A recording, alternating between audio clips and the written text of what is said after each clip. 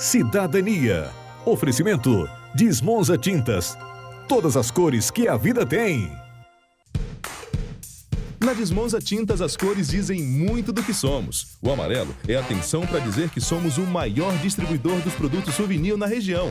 O vermelho é a velocidade da nossa entrega em toda a cidade. O azul é o carinho para oferecer sempre o melhor atendimento.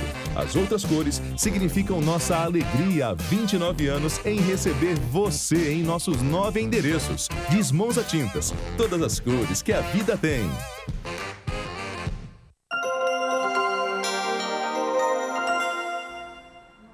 Boa tarde a todos, começando mais um quadro Cidadania. Hoje meu convidado é o Alex Paletó, que é professor, historiador e vereador do município de Porto Velho. E nós vamos falar sobre um tema muito importante que é o transporte público de Porto Velho. Vereador, seja bem-vindo ao quadro Cidadania. Obrigado, Fabrício, um prazer estar aqui com você mais uma vez, podendo conversar com todos os seus telespectadores e com aqueles que estão interessados nesses assuntos que têm tanto a ver com a nossa cidade. Vereador, o então prefeito Mauro Nazif interrompeu um contrato que existia com duas empresas de transporte público, que era a Rio Madeira e a Três Marias, né? Alegando naquela época a caducidade do contrato, ou seja, o contrato da concessão chegou até o final. E ele resolveu naquele momento fazer um contrato emergencial com o consórcio Sim, pelo prazo de 6 meses, né? E esse contrato emergencial ele foi sendo prorrogado sucessivamente e está sendo prorrogado até hoje pelo atual prefeito, né? Bem, por qual motivo o atual prefeito até hoje não abriu um novo processo de licitação, não contratou novas empresas para melhorar o transporte público de Porto Velho? Nós já passamos aí por greves, ficamos mais de uma semana com o transporte paralisado, a população vem sofrendo. Quando é que isso vai se resolver, vereador? Olha, eu acredito que a atual gestão do prefeito Hildon Chaves dormiu no ponto. Logo quando ele assumiu a prefeitura do município de Porto Velho, ele, em uma reunião com todos os vereadores, logo nos primeiros meses de gestão, alertou sobre a fragilidade desse contrato emergencial, que também era inclusive questionado pelo Tribunal de Contas, e que ele tomaria iniciativa o quanto antes de se fazer um novo edital, uma licitação, para que nós pudéssemos realmente ter uma livre concorrência, né? Se saímos de duas empresas, acabamos parando em uma empresa, havendo um monopólio de uma única empresa na prestação do transporte coletivo. Em agosto de 2017, preocupado com a demora e com os questionamentos que fizemos inúmeras vezes aos secretários que por ali passaram, devemos lembrar que hoje estamos com o 4º secretário da Secretaria de Trânsito do município de Porto Velho. É difícil você ter uma gestão em 2 anos com 4 secretários, é praticamente um secretário por semestre. É difícil você criar políticas públicas com sucesso, com tanta interrupção de lideranças daquela secretaria. Por isso a gente convocou o secretário para uma audiência pública em agosto de 2017 e lá ficou estabelecido, naquela audiência pública, com toda a sociedade reunida, que o transporte coletivo teria um novo edital para licitação lançado em fevereiro de 2018, coisa que não aconteceu e que infelizmente só veio acontecer no início deste ano. Já estamos em 2019. E o agravante é o quê? Em relação à mobilidade urbana e ao transporte coletivo, um caos total. Hoje você possui no município de Porto Velho, além dos aplicativos, o Uber, o táxi compartilhado, o mototáxi, o táxi convencional e um transporte coletivo muito precário. E isso acaba permitindo que haja também, daqui a um dado momento, se não houver por parte da prefeitura, de forma efetiva, uma tomada de decisão em relação a tudo isso, a entrada de vans clandestinas, o que piora ainda mais a mobilidade urbana, o inchaço da malha viária no município de Porto Velho, que já não é boa. Transitar em Porto Velho é muito ruim, porque as ruas estão ruins, o trânsito é ruim e falta efetividade em relação a esse plano de mobilidade. Então, o que nós temos hoje é uma outra empresa, que era sócia da anterior, né, do consórcio Sim, que permaneceu, a empresa Freitas, que está aí com o transporte ainda com contrato emergencial, e a gente espera que o Executivo acorde o quanto antes para que nós possamos ter a resolução dessa demanda, que é o transporte coletivo em Porto Velho. Vereadora, o consórcio Sim sempre alegou que o contrato vem dando prejuízo, né, prejuízo já há anos, e que não se paga, não tem como se tocar esse transporte de Porto Velho. E também fala-se muito na tarifa social, né, O que você pensa sobre a tarifa social? É justa a tarifa social, já que existe até aquela frase que não existe almoço grátis, né? Quando você dá isenção de passagem ou cobra metade de uma passagem de estudantes, alguém está pagando essa conta e quem está pagando são os outros usuários, a dona Maria, o seu João, enfim. É justa a tarifa social? Olha, a questão de ser justa ou não depende muito do contexto e da ótica em que se observa essa demanda. Quando o consórcio sim resolveu assumir um contrato emergencial, toda grande empresa ela faz um estudo de mercado. E, naturalmente, baseado nesse estudo de mercado, nesses números, ele adere ou não a esse sistema de transporte coletivo. Então, o consórcio, sim, quando assumiu o contrato emergencial, ele já tinha conhecimento de que existia a tarifa social. A tarifa social, de fato, ela onera realmente uma empresa que deseja obter lucro, mas é uma concessão. Ela entra nesse jogo sabendo das suas regras e do seu contexto, aonde ela vai ter que agir. Hoje a tarifa social ela atinge cerca de 33% daquilo que é consumido pelo transporte coletivo. E a gente não pode esquecer que há apenas um pouco mais de 29%, beirando os 30%, são os pagantes de forma integral. Por parte do próprio consórcio SIM, naquela oportunidade, junto com o Executivo Municipal, teve-se a iniciativa de baixar, por exemplo, a tarifa de estudante para R$1, que é algo inédito, inclusive, em alguns lugares do Brasil. Não existe isso. Passou a existir em Porto Velho. Eu não sei se eles tiveram uma iniciativa de estudar essa circunstância para tomar tal decisão, mas acredito que aí também houve, de fato, juntando esse fator, o fator da inserção dos aplicativos, do táxi compartilhado no mercado, abalou ainda mais financeiramente o transporte coletivo. Eu falo isso em relação a números. Em 2015, se transportava cerca de 120 mil pessoas em Porto Velho através de transporte coletivo. Em 2018, os números que eu olhei em 2018, de outubro de 2018, não chegam a 70 mil.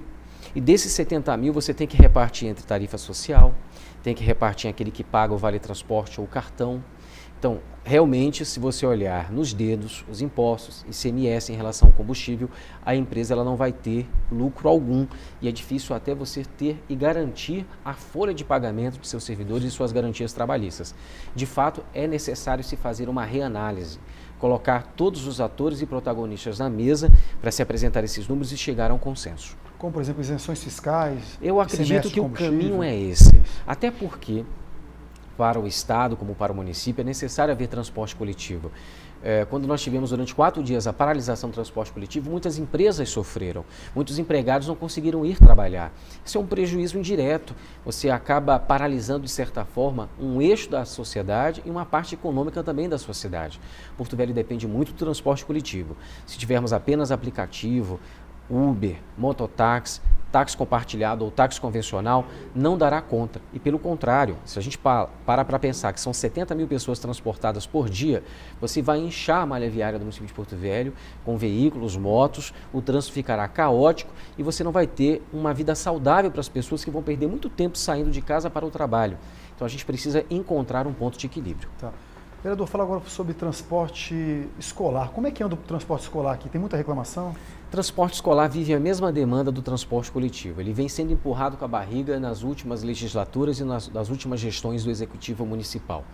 Hoje você tem um caos estabelecido no transporte escolar. Já tivemos a operação da Polícia Federal, onde secretários foram presos em virtude de situações em relação ao transporte escolar.